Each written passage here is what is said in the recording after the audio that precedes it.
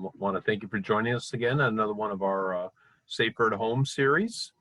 As you know, these things are brought to you by Cape Cod 5, Martha's Vineyard Savings, and First Citizens Federal Credit Union. And all the books that we offer are available at Eight Cousins Bookseller in Falmouth. So make sure you spend some time with them. And this is one person that it was kind of nice to have someone that I didn't really have to invite to the Cape because she's already on the Cape. Susan Mellen began her career covering the arts and features for Cape Cod Times. She became a freelance writer, then she's ultimately gone back to reviewing theatrical productions. And this is something that she's written a book about, and so it's kind of nice to take a little break from being on Cape Cod and talk a little bit of Cape Cod history. So would you welcome Susan Mellen?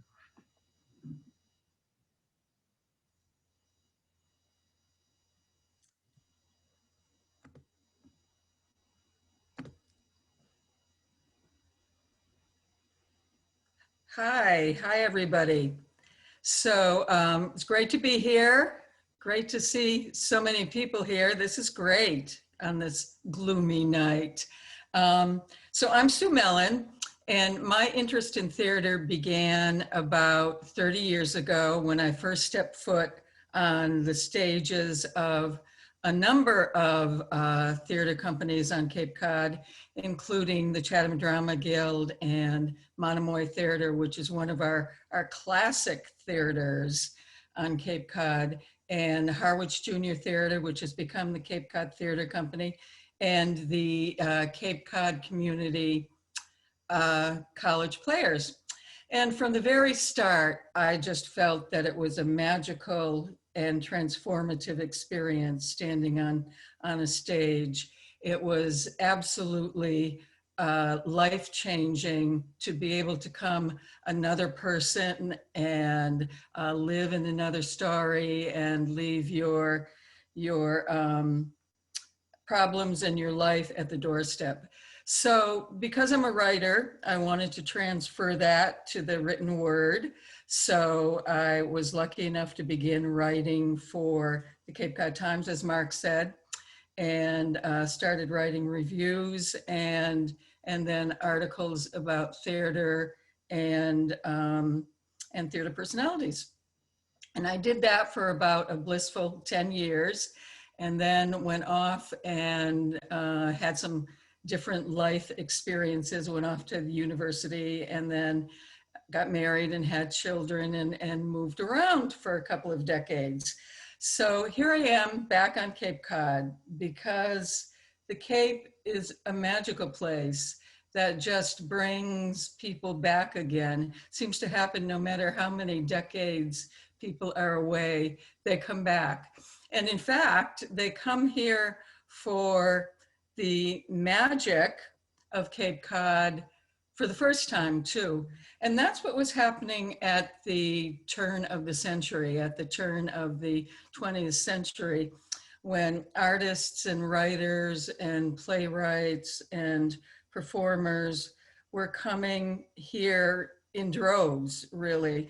And there were a couple of really early artist colonies, one in Provincetown, and then one in on Nantucket, on the Isle of Nantucket. And after time, these colonies grew and thrived and moved out onto the Cape and across the islands, and began what became a real wave of theater culture on Cape Cod, which has continued till today. But really, we're getting ahead of ourselves because I have a video to show you that's going to go into the early history of Cape Cod theater in some depth. So back to my experience, when I came back to Cape Cod a few years ago, I found that the theater culture had just grown and flourished. And I was so excited to be able to tell that story. I started doing the book, and what I hoped from the very beginning was that it would become a sweeping panorama of theater culture on Cape Cod. And I'm really sort of walking in the footprints of Evelyn Lawson, who was a well-known reviewer back in the 50s and the 60s, who wrote a book, A History of Theater on Cape Cod. And I, in fact, owe a great deal to Evelyn. I envision her sitting in the back of a theater somewhere with her notepad and watching what I'm doing, and I hope she approves. So, but nobody since then, since Evelyn, has done a comprehensive history of theater on the Cape, and it's such a thriving theater community.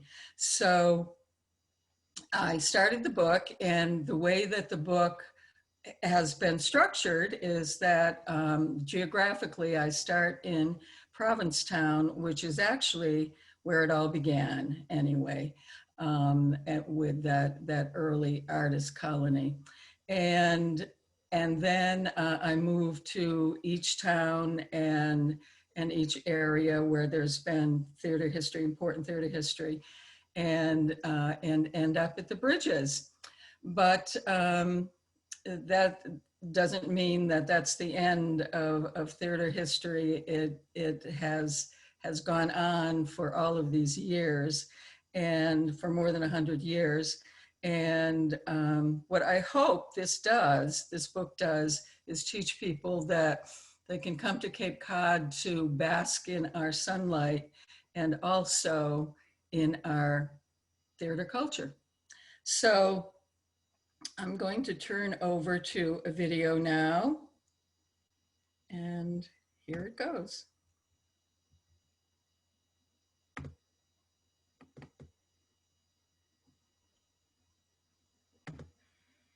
It's a summer's eve on Cape Cod, and everywhere there are the sounds of waves lapping against the shore, gulls crying out, and children laughing and chattering as they play an endless game of tag with the waves. But there are also other sounds. There's the soaring sound of an orchestra tuning up, and the sound of laughter at perfectly played physical comedy, and then dramatic lines hitting the air like a knife blade. Those are the sounds of summer theater on Cape Cod. Every summer, and increasingly into the fall season, people come from all over the world to see New York quality theater on Cape Cod without the hustle and bustle and heat and grit and grime of the city. They're treated to world-class theater. In fact, according to the Cape Cod Theater Coalition, 600,000 people actually view performances in a normal summer on Cape Cod. Now, unfortunately, this past summer has not been what we would call an average summer on the Cape. Unfortunately, the theaters have been darkened, but theaters have continued through the pandemic to produce virtual productions and performances and acting classes all through the summer, and have continued so into the fall. So what is it about theater on Cape Cod that makes it world quality? And one of the things is fierce competition. There are actually more than 36 theater companies, and that number is continuing to increase every year. So 36 theater companies across the small spit of land and the islands on Cape Cod. But there's something more. There's a long-standing tradition of theater on the Cape that goes back more than 100 years. In fact, it all began in what was once a sleepy little fishing village called Provincetown, which became a mecca for artists and writers and playwrights and performers, and to this day is still a mecca for artists of every description. And that theater tradition traveled across the Cape, up and down and into the islands. So let's look at where it all began, and that's at the Land's End. Or for our purposes, we might say the land's beginning. So at the beginning of the 20th century, there was really a revolution in all of the arts and all around the world. There were writers like Henry David Thoreau and Henry James, and then visual artists like Monet and Manet, and of course Pablo Picasso in Europe, who were breaking new ground. And what they wanted to do was to break free of the strictures of European style theater and the arts and literature, and create something that was uniquely modern.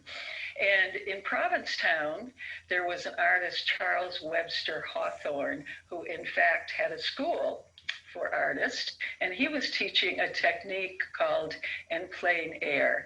Now, as the name sort of tells you, it was exactly what it says. It was teaching artists to create the natural world, to translate the natural world in a natural way to canvas.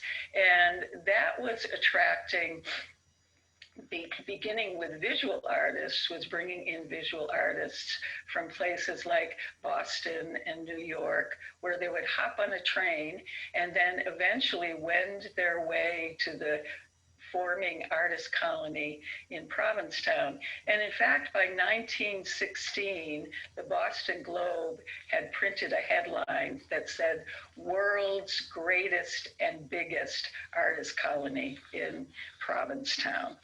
And playwrights were making their way to this colony as well. One of them was Susan Glaspell, who was a well-known playwright in her time. And she was actually convincing other artists and performers and playwrights to make their way to the art colony in Provincetown. And one of those was Eugene O'Neill. And he was a fledgling playwright at the time. And if you know anything about theater history, then that's a name that should jump out on you, because without exaggeration, Eugene O'Neill was responsible for transforming American drama into a truly American art form. In fact, in a little play called Bound East for Cardiff, which was produced for the first time, was staged in a little rickety fishing house that was transformed into a little theater in a wharf in P-Town.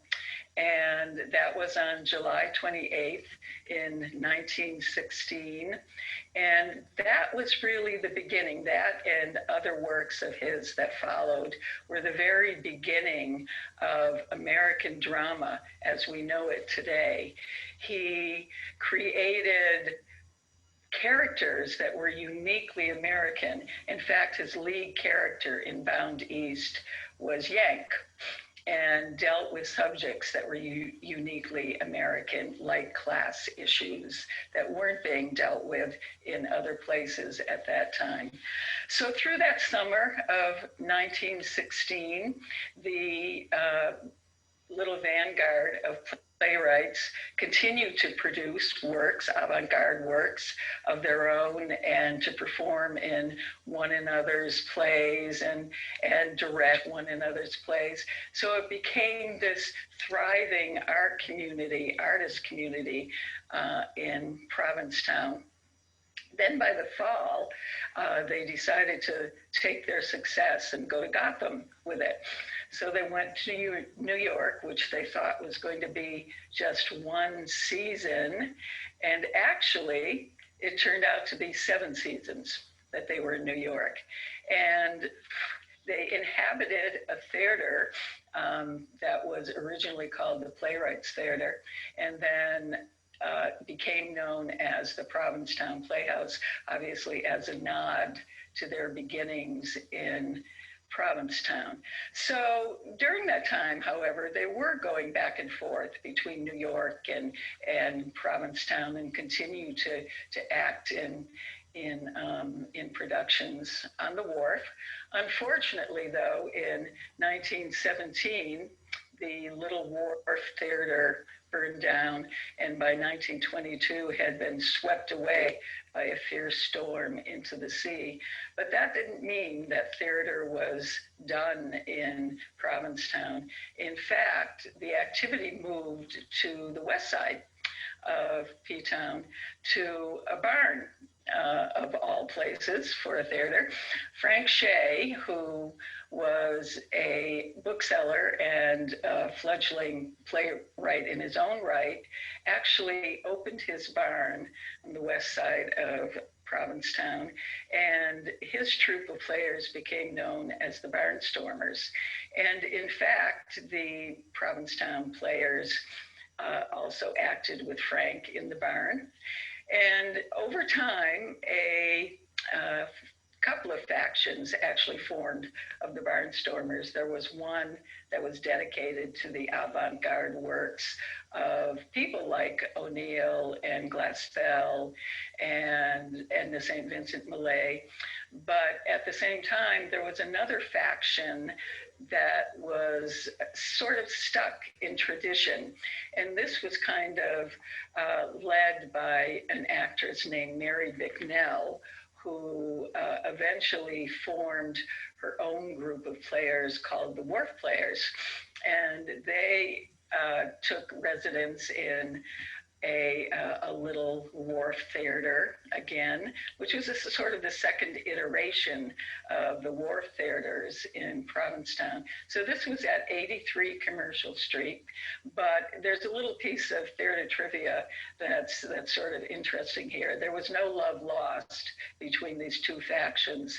And in fact, theater trivia tells us that the new Wharf Players absconded with theater benches and props to prove their disdain for the Barnstormers before they inhabited their wharf theater. So, but that sort of takes us away from the very early years. That was probably into the 1930s. And there was also very early activity going on in other areas of Cape Cod. For example, on the Isle of Nantucket, there was an actors colony that formed in the town of Seaconset. And this was known as the Sconset Actors Colony. And it was actually made up of people who had long traditions. They were members of families that had long traditions in theater. And like the group in Provincetown, they were also looking for a place where they could see what their own pens could do and their own performances could do. So they began by performing in various locales around Sconset, and then created a really expansive artist colony, which in fact included a tennis court and a bowling alley. And then eventually they created what was called the Sconset Casino, which offered them a lot of space, a lot of room for big productions and for bigger audiences. So they were able to create some really spectacular productions at that time. And it's important to know that they were actually the seed for a group that continues to this day in Provincetown, in Nantucket. The Theater Workshop of Nantucket actually continues to produce everything from light comedy to serious drama, and have a long and continuing history on the island. So again, there were other areas, and another was Falmouth. If you take a short hop back across Nantucket Sound to the town of Falmouth, then there was a group that formed in the early 20s called the University Players. And the University Players, as their name implies, was made up of students from Harvard and Princeton and Radcliffe, and then a number of other universities and colleges in the area. And that actually became home to a number of soon-to-be luminaries, including Henry Fonda and Margaret Sullivan and the noted Broadway and film producer Joshua Logan.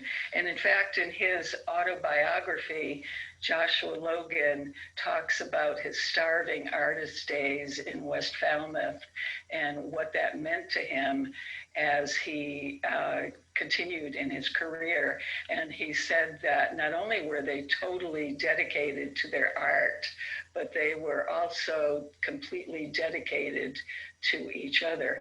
And that kind of dedication actually enabled them to create some spectacular productions. They, in fact, created a production of And All That Jazz that for all the world looks like a Busby Berkeley production. So, and this was a group of university students that did this. Sadly, they unfortunately disbanded after a few years, but that certainly didn't mean that theater history was done either on Cape Cod or in Falmouth. In fact, there was an early jewel in the crown of theater on Cape Cod, and that was the Falmouth Playhouse. And this was a magnificent structure that sat on the banks of the Coonamessett Lake. And in fact, it included not only a huge theater that, believe it or not, back in the 20s and 30s had a form of air conditioning, but it also had a restaurant and nightclub that overlooked the lake, and an oval-shaped European-style bar. And this became home to a number of stage and screen stars at the time too, including Tallulah Bankhead and Helen Hayes and Gertrude Lawrence, who we'll talk a little bit about in a minute, but she actually became the wife of Richard Aldrich, who at a point in the 1930s took over the running of the Falmouth Playhouse along with a number of other theaters on Cape Cod. But it was a magnificent structure, and again was home to so many stars. And that actually became a trademark for Richard Aldrich in his star machine that he brought to all four of the theaters that he owned and managed at one time. But again, we're getting sort of ahead of ourselves here. So I want to get back to some really early theater history. So the Cape Playhouse, which is the oldest continually operating summer theater in America. And this is in Dennis on 6A, which is the old King's Highway in Cape Cod. And the Cape Playhouse was actually the brainchild of Raymond Moore, who was one of the Provincetown Players. And this is sort of a theme in Cape Cod theater, that again and again the same names crop up because of the expansive and ever-growing theater culture. People sort of move from theater to theater, and it's continued to this day, really, that an actor might find a play that appeals to him in Provincetown, and then the next week be in a play at the Cape Cod Theater Company in Harwich. So this is sort of a theme of Cape Cod theater. So Moore was acting with the Provincetown Players and with the Barnstormers, and tried his hand at playwriting as well. But he decided that he wanted to start a theater in the commercial and business area of the Cape, so in the Mid-Cape area.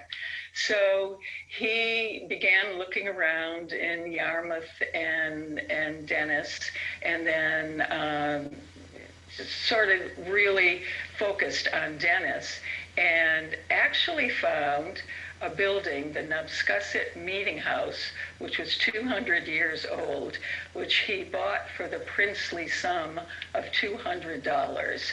And then found a parcel of land, a 3-acre parcel off of 6A, off of the old King's Highway, and had the Napscusset Meeting House moved there. And apparently this is something that happened more regularly around the turn of the centuries and into the teens and the 20s, that buildings were moved. So he found this parcel of land, and by 1927, he was ready to open the Cape Playhouse. And the first season, in fact, featured a performance by Basil Rathbone. And then the next season featured a performance by a newcomer, Henry Fonda, and another newcomer who actually got her start as an usher at the Cape Playhouse, and then got a little part in a play called Mr. Pym Stops By. Now that play will forever fall into obscurity, but the name of Betty Davis will stay with us forever. So that was a tradition that began bringing in stars to the Cape Playhouse, and but Moore had more on his mind than just a single theater. He wanted to create an art colony. And so he began using the buildings on the property. One was became a junior theater, and then one was a building for storing props and staging. And then another building became the Cape Cinema. Now, the Cape Cinema is still noted around the world for its classic feel and for its attention to classic films and to new avant-garde and foreign films. But it's also noted for a fabulous ceiling mural that was produced by artist Rockwell Kent.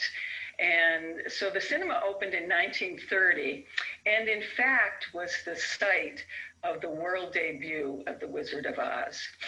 So unfortunately, by the 1930s, Moore was beginning to fail both physically and financially.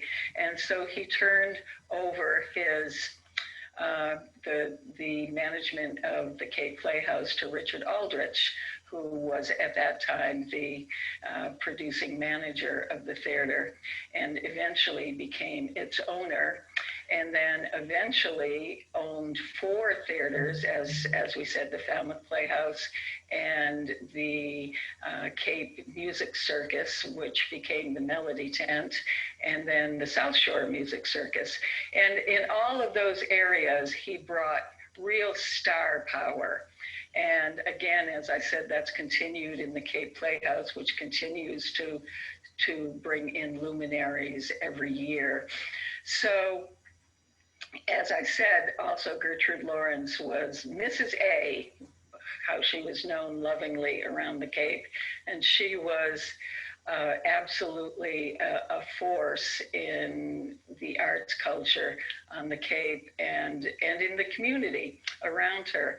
And in fact, there is a theater in the Dennis Union Church that bears her name, the Gertrude Lawrence Theater. So that's it. That's the dramatic early history of theater on Cape Cod, beginning in a sleepy little fishing village in Provincetown and creating an unbroken line of evolution that has transferred along the Cape and continues to this day.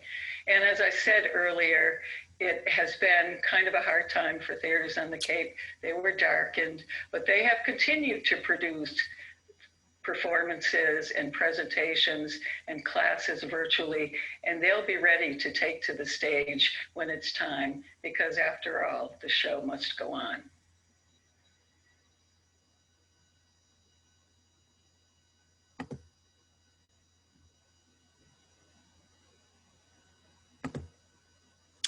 All right. So there you have it. So I'd love to open this up for questions. All right, thank you, Susan. That was a great video. And if anybody's got a question, please use the chat feature down below at the bottom. And obviously, as you alluded to, this has been just the worst of times for all sorts of businesses, but theater certainly among them. College Light Opera in Falmouth, the Gertrude Center for the Arts are places close to us that have had a tough time, but they've had great success in recent times. But going back to your video, what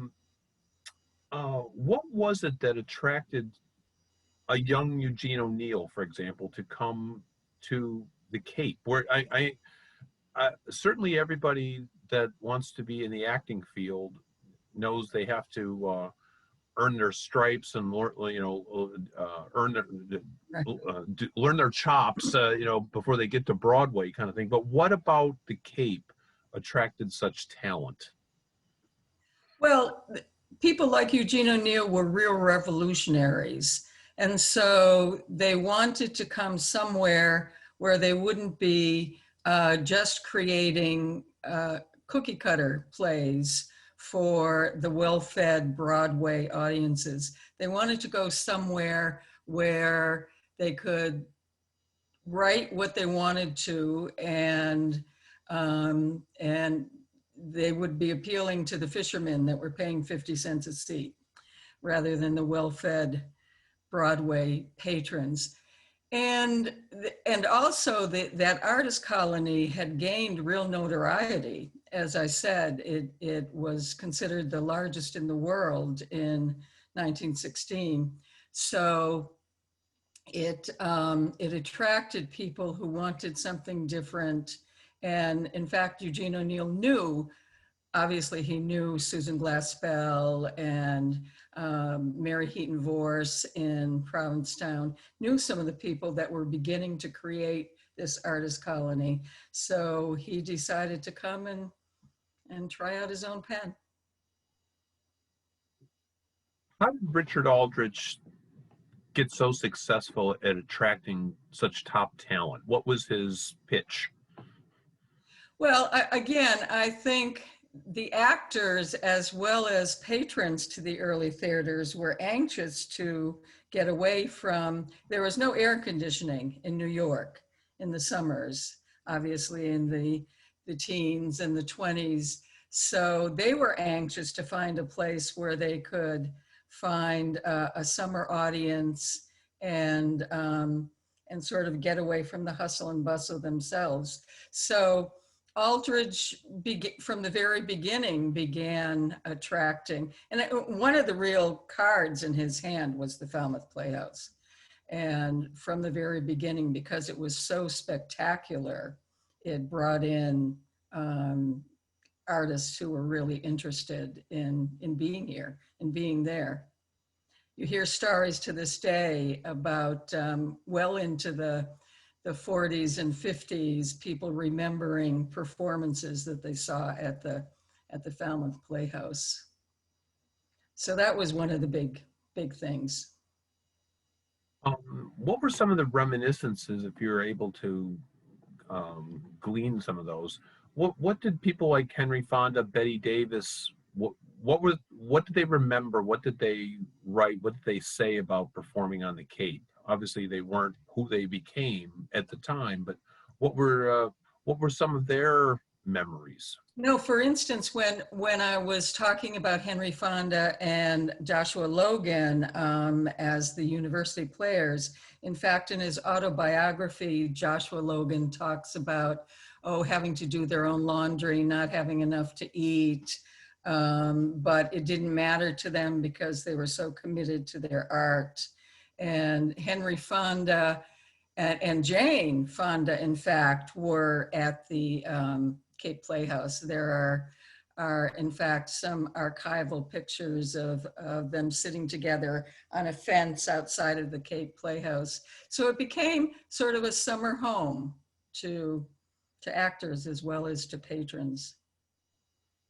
Getting a couple comments here that people have been to the Cape Playhouse, and how do theaters, theaters are in older buildings. How are they maintaining those older buildings? How do they make sure that they're preserved? Oh, that's always a struggle, as a matter of fact, for theater groups, because obviously it's expensive to keep theaters restored, and obviously there are different building codes than there were 40 or 50 or 100 years ago. So it's an entirely different ball game.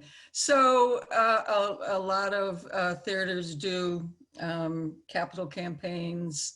There was a big capital campaign recently at the Academy Playhouse in Orleans when they needed to modernize their theater. So they look to their patrons, their longtime patrons and members, for help to be able to do it. Got a question here from one of our, in the late 1960s, my parents took my brother and I to see our first professional play, the late George Apley. My brother distinctly remembers seeing it at the Cape Playhouse. I have equally distinct memories of seeing it at the Charles Playhouse in Boston. Neither theater listed in their archives. Do you have any recollections of the play being performed anywhere on the Cape around that time? I don't, but I would love to find out. Tell me the name of it again. The late George Apley. It sounds familiar, so I will find out. I'd like to find out where that was. What are some of your personal favorite performances or performers? Who are some performers that really resonated with you? Some plays that really resonated with you? Monomoy Theater in Chatham, which unfortunately has been sold, and its future is a little uncertain, but there were always the most wonderful performances at Monomoy. For instance, a little night music, Sondheim, and then you mentioned College Light Opera Company. They, again and again, just knock it out of the park with the shows that they do. And every year they do a Gilbert and Sullivan, and sometimes a couple of Gilbert and Sullivans as part of their schedule for the summer season. And those are just great fun to watch. They're just marvelous. So I hope College Light Opera is back this summer.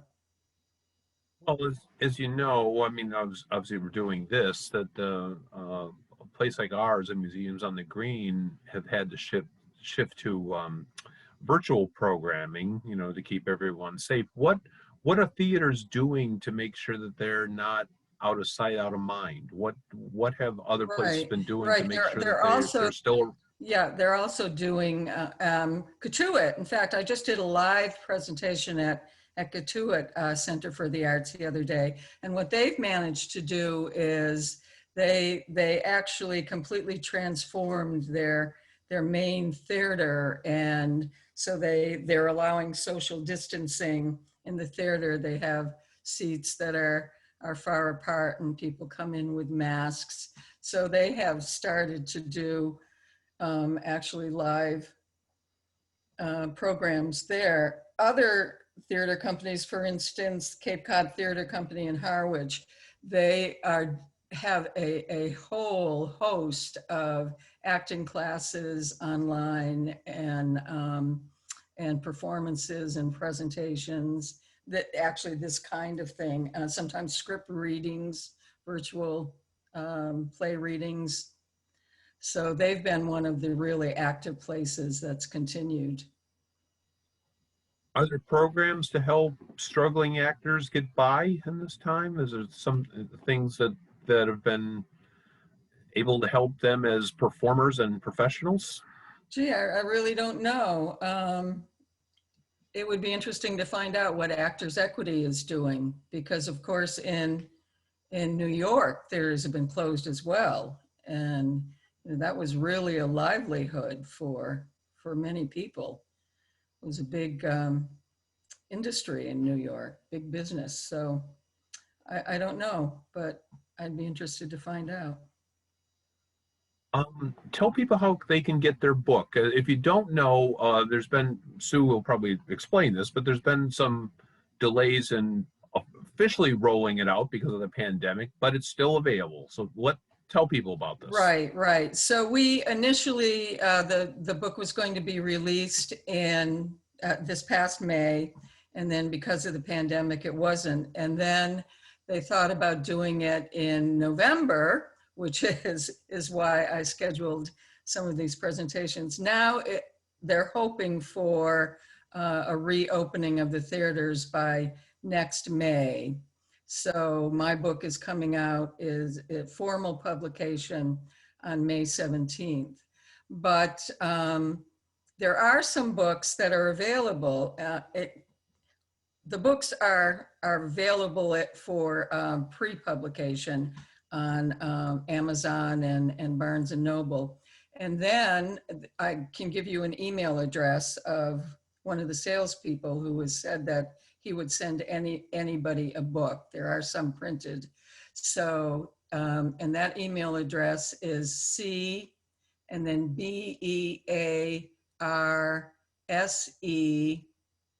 at arcadiapublishing.com.